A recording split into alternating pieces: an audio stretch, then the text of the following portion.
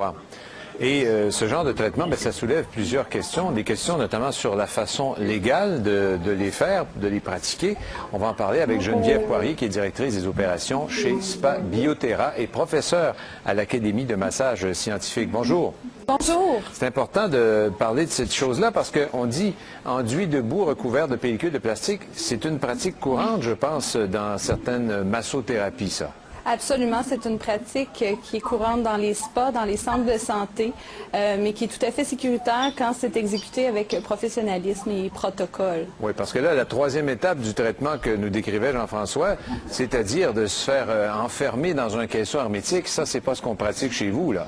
Absolument pas. Donc, en premier lieu, il y a un protocole à respecter, soit, oui, d'enduire de boue de tourbe ou de la boue professionnelle sur le corps de la clientèle, de recouvrir d'une pellicule et de laisser un temps de pause qui n'excède jamais 25 minutes. Oui, alors ces personnes-là ont été retrouvées inconscientes en début de nuit, donc on peut présumer qu'elles ont été dans cette situation-là longtemps, et peut-être que ça ne tenait pas au fait qu'elles aient été enduites de boue et recouvertes d'une pellicule, mais au fait qu'elles aient été dans un caisson hermétique. Absolument. C'est sûr qu'il y a plusieurs facteurs qui rentrent en ligne de compte. Il faut s'assurer d'être bien hydraté avant et après le traitement d'enveloppement. Donc, il y a des contre-indications aussi à respecter. Un massothérapeute spécialisé a dans sa formation ces notions-là et ce genre d'incident n'arrive pas. Les massothérapeutes pratiquent ça pas pour les mêmes raisons que ce qu'on nous a évoqué. On parlait de thérapie de ressourcement ou d'extériorisation. Quand on le fait dans un salon de massothérapie, c'est pas pour ça. Absolument pas. C'est pratiqué dans un but soit thérapeutique pour, oui, la sudation, pour la détoxification, la reminéralisation, pardon, et puis c'est anti-inflammatoire. Donc, on a plusieurs vertus à la boue de tourbe. Bon, et c'est encadré la pratique de ça chez vous?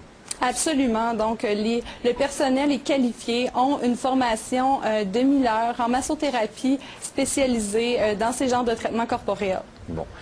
Par contre, dans ce cas-ci, on ne sait pas de quelle façon c'était réglementé ou encadré. C'est hors de votre domaine parce que je ne comprends pas que ce soit des gens associés avec vous. Mais est-ce qu'il y a une réglementation gouvernementale? Est-ce que vous savez s'il y a ces règles-là?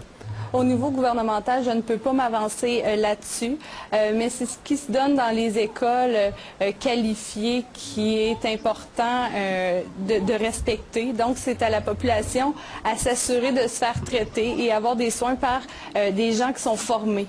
Alors, il faut faire la distinction entre le traitement classique qu'on voit en massothérapie et le traitement qu'on évoquait un peu plus tôt qui semblait un peu plus, disons, original. C'est le mot que je vais utiliser, particulier. Absolument. Madame Poirier, merci beaucoup de nous avoir parlé. Ça fait plaisir. Au revoir. Au revoir.